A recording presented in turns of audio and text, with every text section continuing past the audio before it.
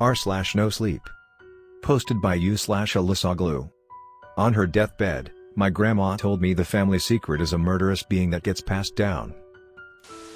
Growing up, my family was always incredibly close. My parents and I lived about an hour away from my grandparents, who were the cliché picture of a cute old couple. Grandma had short gray curly hair that she wrapped in curlers nightly, a strong perfume and pounds of twinkling gold jewelry that she never left home without. Grandpa wore his pants up a little too high, loved suspenders and had the biggest glasses I've ever seen. If I didn't grow up in their presence, I don't think I would have believed it myself.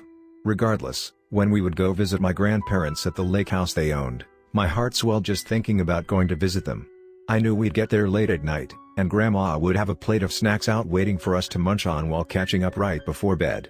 Then I'd lay in a bed with scratchy sheets and a thick quilt, listening to her and my mom chat in hushed tones over some wine. I'd wake up to the smell of coffee and bacon, with Grandpa's old record player scratching out a tune from the 60s with both grandparents dancing in the kitchen with spatulas in hand. Those times visiting them were truly some of my happiest memories. When Grandpa passed away, Grandma took it very hard. They were German and came here together after World War II. They were too young during the war to fight, but realized well enough that it was time to leave as soon as they were old enough to do so. When they came to America, they only had each other. They didn't even speak English, they just spent all of their time together, working to find a job to support themselves and their growing family.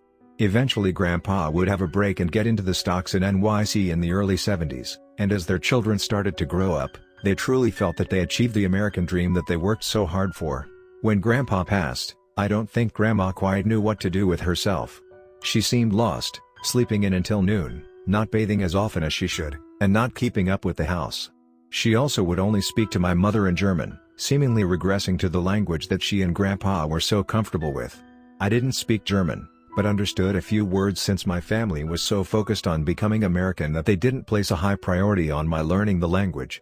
Visits to Grandma's house now became a blur of confusion, not understanding what she was saying, and frustration as she could see that I no longer understood when she tried so desperately to communicate with me. My mother did her best to translate, but it was as if Grandma was stuck on German mode. It was almost as if she forgot completely how to speak English.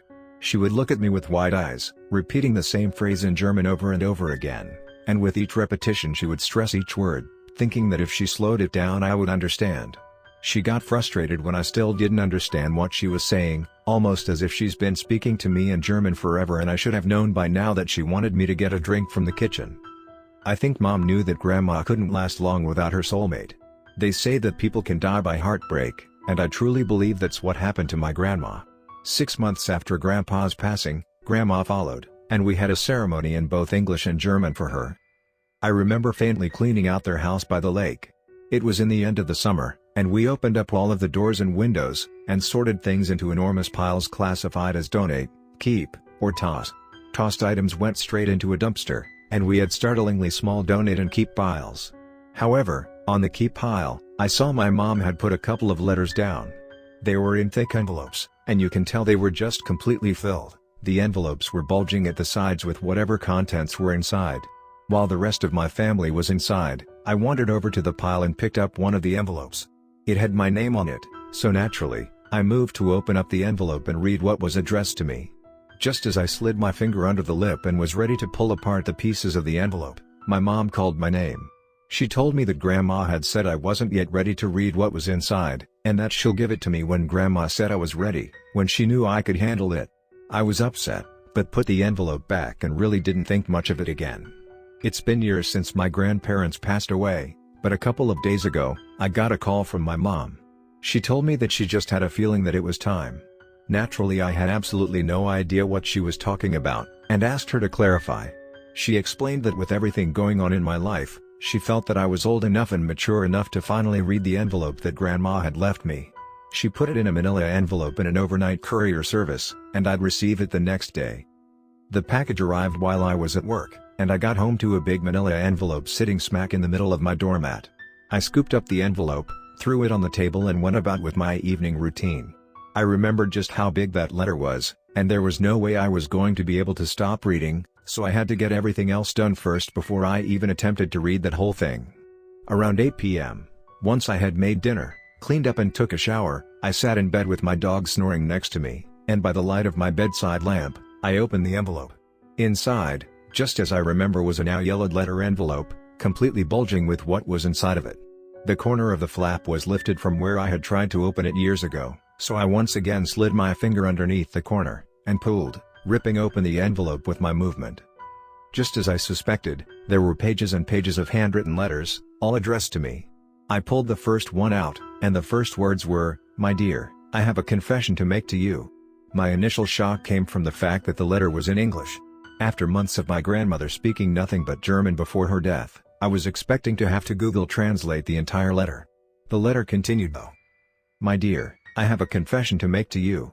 I was not always the woman you know today, and while I may not have always had full awareness of my actions back home, I completed them nonetheless, and I must tell you about our family line, and what, I fear, you are destined to become. As I am sure you know, your grandfather and I came from a small town in the north of Germany, which before the war, was a beautiful place to live. We would roam the fields as young children, playing in the grass and then the snow as summer turned to winter. However, with the change into winter, my family took on a more important, more ominous role in the way things in our region operated. You see, my ancestor was what our people refer to as Frau Perchta. You may not know who she is, but let me explain how our family works, and how we came to be who we are now. Frau Perchta was once a goddess. She was beautiful and powerful, and she always had a sense as to the goodness of a person. She would get a feeling, deep in her belly, if someone was truly good, or truly bad at heart. Eventually, this feeling of judging others consumed her completely, and when the season hit midwinter, Frau Perchta would roam the countryside, entering any home that she stumbled upon. Once inside of the home, she would close her eyes and focus on the feeling deep inside of her, and it would lead her to those that she considered to be bad. Once at the bedside of the sleeping person, Perchta would take out the knife that she kept sheathed in her robes, and would slice open the belly of the bad person. She felt in her stomach whether a person was good or bad, and that she reasoned, must be where the soul was kept. By slicing open their stomach, she killed the most essential part of a person's being. Most of the time, however, the people that she sliced open, were children. Once the gruesome deed was done, she would remove the innards from the person, and place them next to the body. She would then take handfuls of straw and stones that she gathered from outside of the home, and place them inside of the body instead of the organs that were once there. As time went on, Frau Perchta, even though she was a goddess, grew old and needed to keep her tradition alive. The people of the region were scared, and to her that was good. The more people were scared of her, the more they behaved, and the less she had to perform her task. She decided to have a daughter, and to raise her as the second iteration of herself. She taught the young girl how to channel in her belly whether a person was truly good or truly bad. Once Frau Perchta passed on from this world, her daughter continued the work that she had started. And since there was no gap in time from one Frau to another, the daughter took on the personification of the being the townspeople perceived her mother to be. As years progressed, each woman had a daughter, who would take on the solemn duty each year that Frau Perchta began. You and I, my darling, are descendants of this line. I am the last Frau Perchta to roam the region our family is from. I tell you all of this now because I escaped from Germany and only partially completed my duties.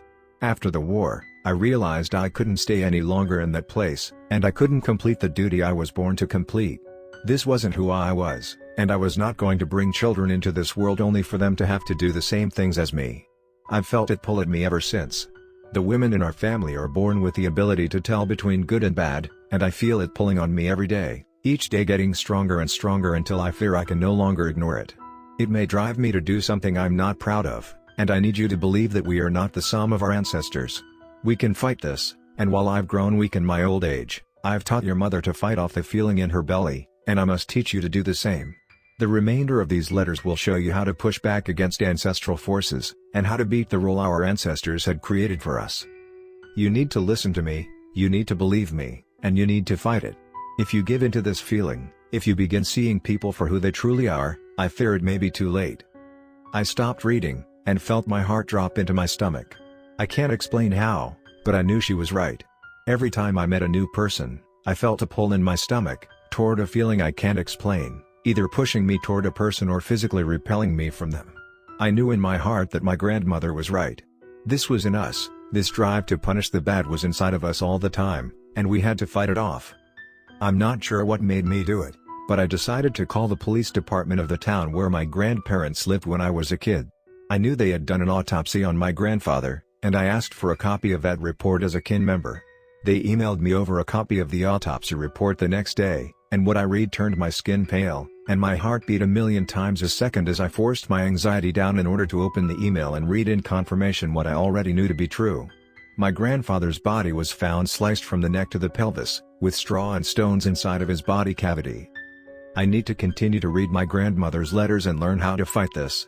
Grandma clearly couldn't hold out forever, and I need to learn how to be better at managing the demon inside of me than she was.